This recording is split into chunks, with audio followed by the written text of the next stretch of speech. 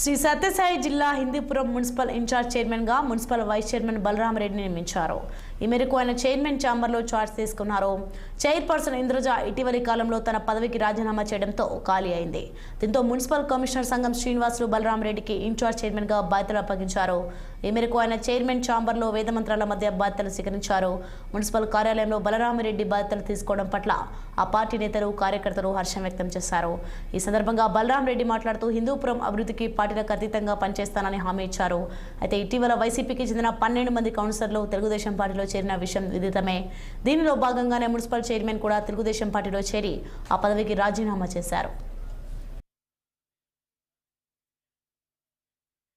పట్టణ ప్రజలకి మరి ఇక్కడికి వచ్చిన ప్రజానికానికి మా మున్సిపల్ అధికారులకి కమిషనర్ గారికి మీడియా మిత్రులకి అందరికీ శుభోదయం తెలుపుతూ, నేను నిన్నటి రోజున కమిషనర్ గారు నాకు జారీ చేశారు ఆర్డర్స్.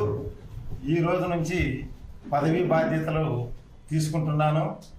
కాబట్టి నేను హిందూపురం పట్టణ అభివృద్ధికి అన్ని విధాలుగా అహర్నిశలు కష్టపడి హిందూపురం యొక్క అభివృద్ధిని కొనసాగిస్తానని, నేను ప్రతి ఒక్కరితో సమన్వయం చేసుకుంటూ ముందుకు నడుస్తానని మరి పట్టణ ప్రజలకందరికీ సహృదయంగా నేను తెలియజేసుకుంటున్నాను. నేను ఇక్కడ మున్సిపల్ కార్యాలయంలో ప్రతిరోజు అవైలబుల్ ఉంటాను. ఎవరైనా వాళ్ళకు సమస్యలుంటే మా దృష్టికి తెస్తే తప్పకుండా ఆ సమస్యల పరిష్కారానికి నా సాయశక్తుల కృషి చేస్తానని పట్టణ ప్రజలకందరికీ ఈ మీడియా ద్వారా తెలియజేస్తున్నాను.